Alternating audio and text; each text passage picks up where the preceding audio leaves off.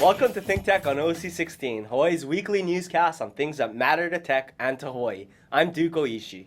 And I'm Lori Wingard. In our show tonight, we'll cover the Hawaii Update on Agriculture program recently presented by ThinkTech and HVCA. The program dealt with the status of diversified agriculture in Hawaii and what challenges will need to be overcome for it to reach critical mass. The program was moderated by Sylvia Yuen of the College of Tropical Agriculture at UH Manoa.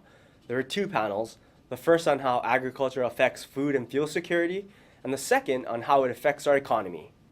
The first panel, dealing with food and fuel security, led off with Bob King of Pacific Biodiesel. Right now, we have been working with used cooking oil at Pacific Biodiesel, where we've been producing for about 15 years in the state. As we all know, that's reaching its limit, so we are becoming by default farmers. So we're moving into agriculture as our next level of fuel. We are doing a project right now with the military to grow oil crops on Oahu, and my farm manager's here somewhere, but we had our first harvest a couple weeks ago, and we've got oil from Oahu grown biofuel crops in hand, and looking forward to doing several more rotations of this. It's exciting, it's interesting, and it's working. So we're looking forward to doing that some more. Part of the big challenge here is, of course, how do you make this work economically? And we're looking at co-products. We've got soil amendments that we're making. We're working with Oceanic Institute on feed for aquaculture, for agriculture. This whole system is what makes it all work. So that's what we're doing today. Next year, we're opening up a new biodiesel plant on the Big Island, trying to get more efficiency, a 5 million gallon a year plant that is ups the efficiency, which lets us go pay more for fuel for the oil, which we know that farmers are going to want. And so we feel this is a critical part of what is needed next. What we need to get this going, biofuels in the state of Hawaii, is infrastructure. We need crushing mills, we need feed mills, we need combines and tractors and water, and we need the farmers. And this is where we, as our company is focused on, it's not a food or fuel situation for us. It's a food and fuel, or preferably a food then fuel.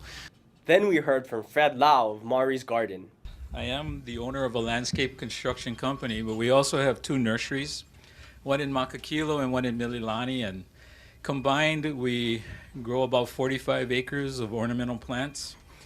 Last year, my son came up to me and asked me if we could do some aquaponics on our nursery in Mililani, so we dedicated 1 acre to growing plants aquaponically, to growing produce aquaponically.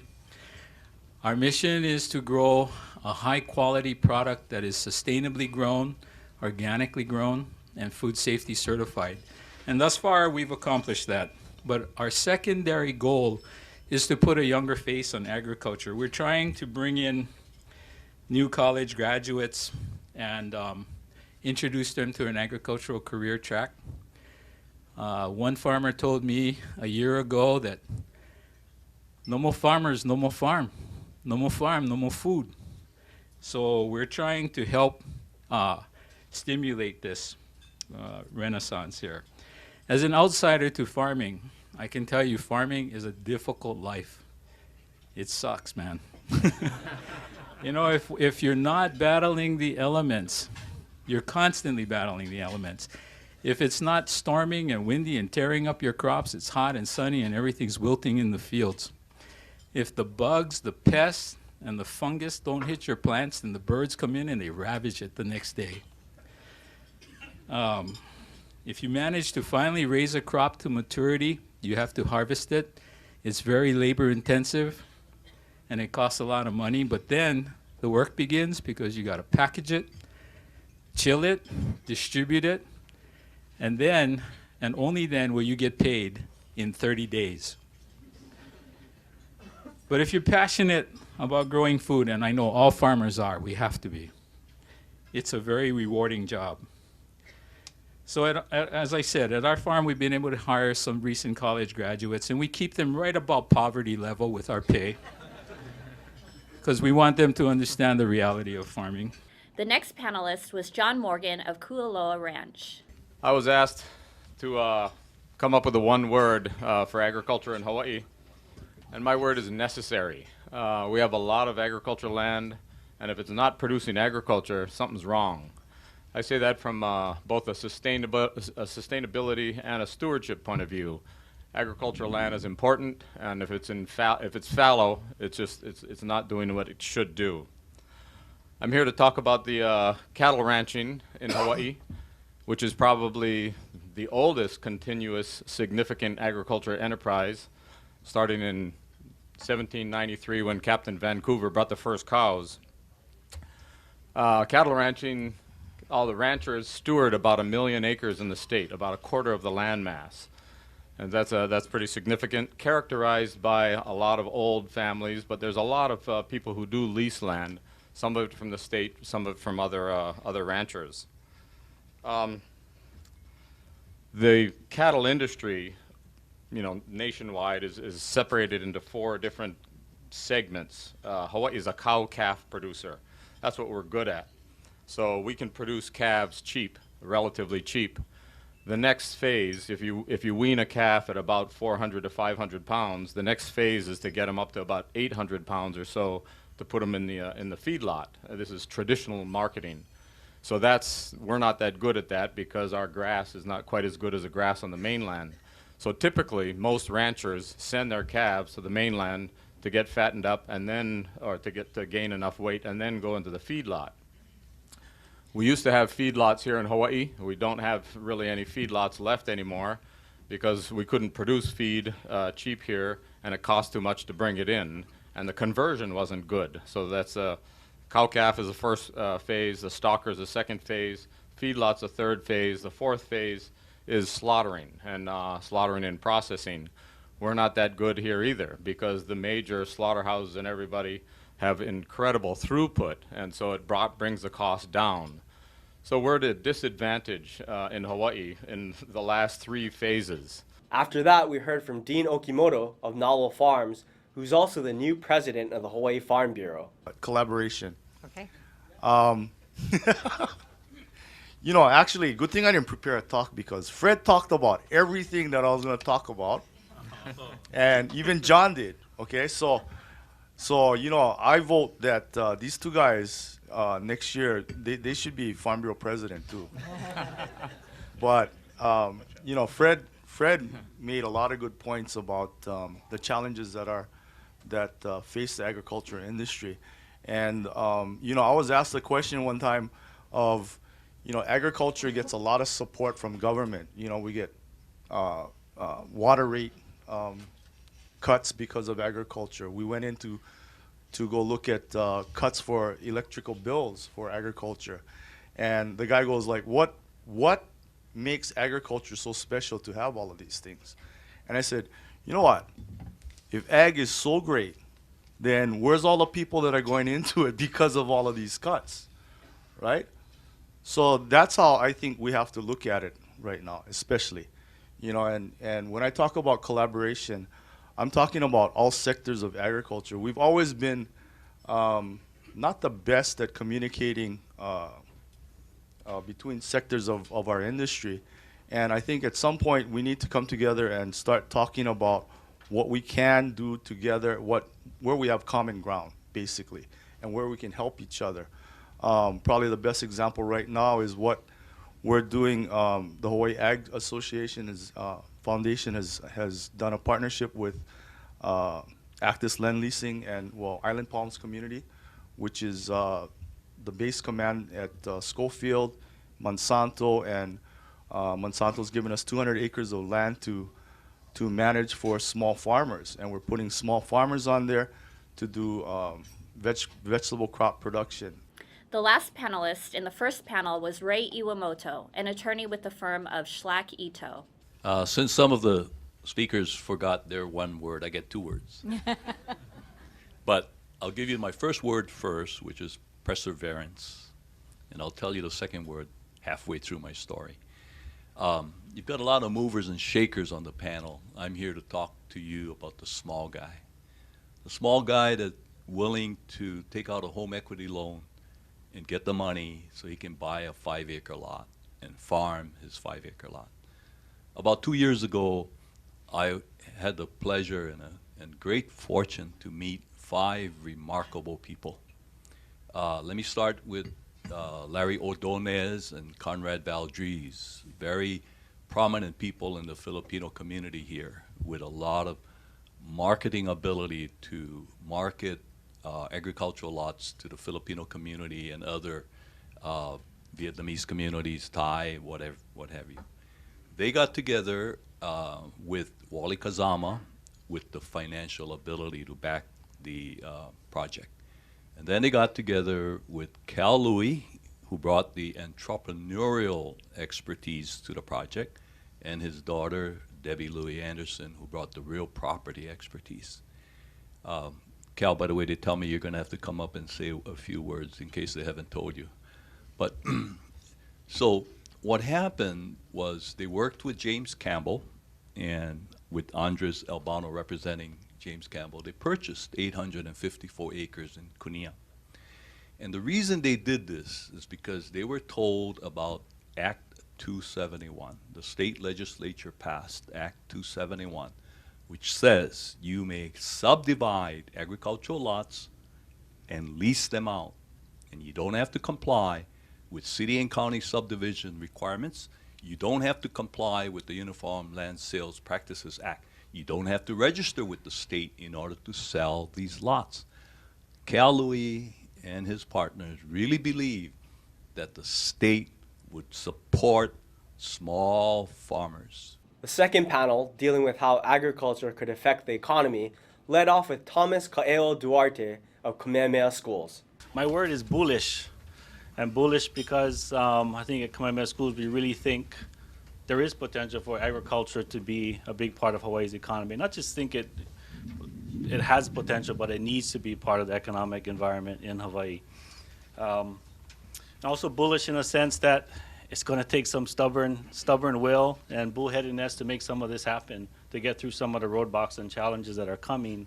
But at the same time, it's going to take a little bit of a herd mentality, like I heard a lot on the first panel, of collaboration, of synergy to make it happen. So that's my word, bullish. Couldn't agree more with the first panel, and I'm actually have to cross off a bunch of my talk also because of what was said. So I want to kind of focus on maybe as a large landowner on the panel, talking about us specifically as an example as far as economics goes and what that looks for us. So for KS, given that we've adopted, there is a bullish market there for agriculture. We've adopted in 2009 a strategic agricultural plan with a 20-year horizon. So as we look at Kamehameha Schools statewide, there's about 360,000 acres statewide. Take about half of that is conservation. So you're left with 180,000 or so ag. As we've worked through the strategic ag plan, take half of that again, about 90,000 acres roughly is what we think has potential for high potential for agricultural productivity in the Kamehameha Schools portfolio. So a lot of what I'm going to talk about is those 90,000 acres across 5 islands. Right now, those 90,000 acres, just take that, we're in the red. We're losing money on those if you take it as a portfolio. Some areas are making money and others aren't. Within the plan, where we're moving forward, by next year, we're going to be break even, and we're excited about that. Then we heard from Diane Ley of the U.S. Department of Agriculture. I'd like to talk about opportunities across the state. I really, stepping back and thinking about it, now is really the opportune time for us to be investing in Hawaii's biomass and bioenergy sectors. And that really is to avert what we all know is on the horizon. You know, we're highly dependent on the fossil fuel sector. We've got issues with environmental degradation. We've got increasing demand, depleting resources. We've got geopolitical instability and the instability of our pricing structure that goes along with that. And we've got massive amount of dollars that are flowing out of the state, either in direct fuel purchases or indirect purchases. So I think this is an opportune time for us to make that commitment to biomass and bioenergy. President Obama has set a goal for producing 1/3 of our nation's energy domestically, and that is by 2020. He's directed the departments to put resources to support these opportunities and through development of new businesses, jobs, and really bringing energy security home to America and to Hawaii, frankly. So the USDA is moving forward rapidly to provide new opportunities through financial and research opportunities. We've got our ARS, our Agricultural Research Centers. We have 5 of them, including our one in Hilo, that is working aggressively to develop initiatives that will support the biomass and the bioenergy sector. The next panelist was Fred Perlak of the Monsanto Company. My one word is global. The corn seed industry here is represented by 5 companies: BASF, Dow, Monsanto, Pioneer, and Syngenta. Global companies that are looking to solve worldwide challenges of yield and production efficiency. We are proud to be part of the Hawaiian agricultural environment. Many people would be surprised to find out how involved we are in agriculture in Hawaii. According to the National Agricultural Statistics Service, which is part of the United States Department of Agriculture, the seed industry in Hawaii they placed a value of $250 million, which makes the corn seed industry the #1 agricultural commodity in the state. And that is a modest increase of about 5% from 2009 to 2010. There are seed industry operations on Oahu, Maui, Molokai, and Kauai, employing almost 2,000 residents of Hawaii in good-paying jobs with excellent benefits. According to the report, almost 1 in 4 of all agricultural workers are employed by the seed industry. Now, the companies I have mentioned all have excellent safety records. Monsanto alone has 2 OSHA-recognized sites, one on Maui and one on Molokai. And Monsanto is also a frequent winner of the Governor's Pacific Rim Safety Award for large companies. Now, the seed companies have been in Hawaii since the 1960s and have expanded dramatically within the last decade. Despite the value of their operations and the size of their workforce, the seed companies farm only a small portion, less than 5%, of all the available arable land. After that, we heard from Laura Thielen, Agricultural Coordinator for the City and County of Honolulu. My words that I want to talk about today are growth, diversification, innovation, and land. And to many of you, that'll sound like 4 words instead of 1 word, but I'm part German, and what we do is we just cram all the words together and call it a single word. So that's my 1 word. I tailored my remarks because this is a venture capital association, and I think you folks would be interested in, is agricultural industry in Hawaii one that should be invested in, and if so, why? And I think what you're going to be looking at is what are the essential elements for a growing and diversified agricultural industry. Is there a demand for the products? Is there potential for market growth for the products? Do you have a supply of producers? And do you have a supply of inputs? So let me just touch really closely on quickly on the first 3, and I want to spend my last time on the 4th, on the inputs. First of all, demand for the products.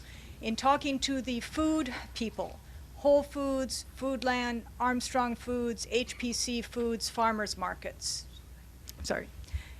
There is a huge demand for locally produced food products. Jay, you quoted some emails that you had received about it, giving the impression that Hawaii-produced food is more expensive and kind of an elitism. HPC Foods is taking Hawaii-grown tomatoes, slicing them up, and selling them to Subway for their products. They're 7 to 10 days cheaper than the produce they get from the mainland. Last time I checked, Subway was not really high-end cuisine. They could sell 3 times the amount of produce that they're getting from Hawaii. Armstrong Produce is saying the same things. Whole Foods is saying the same things. Foodland is starting a Foodland Farms. There is a huge demand for food products. Research and development. You just heard the gentleman before me talk about why the corn seed companies are here. So you have research and development. Why is Hawaii viable? We are part of the United States of America. We have a very strong intellectual property law and legal system that will protect research and development, and that is coupled with a climate that you can grow 3 to 4 crops per season. The potential for growth in research and development is huge. The last panelist in the second panel was Charles Kinoshita of the College of Tropical Agriculture at UH Manoa. The word that I chose is investment. You've already heard from Kaeo about the graying of farmers in Hawaii. Today, the average age of farmers and ranchers locally is really pushing 60 years. But if you take a look at the entire production chain for agriculture and food, and I've tried to make copies. I've made, I think, 12 for the panelists and 10 that I expected the audience to be. It turned out to be insufficient, in fact. You'll see that the entire value chain consists of a lot of additional elements beyond what you might consider to be part of that chain.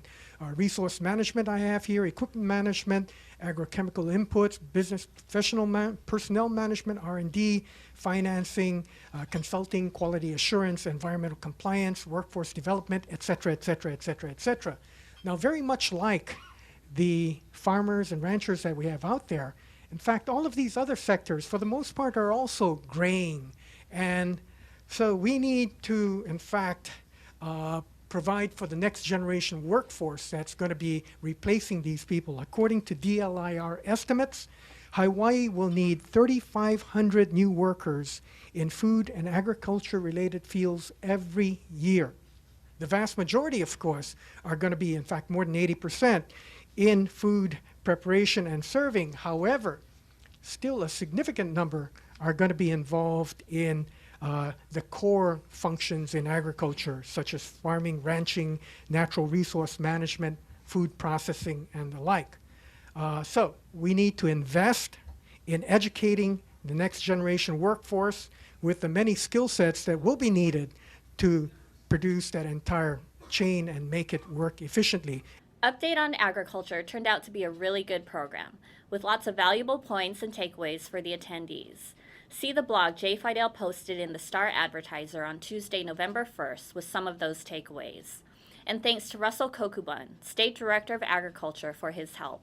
The bottom line is that agriculture in Hawaii has many challenges and is still fragmented.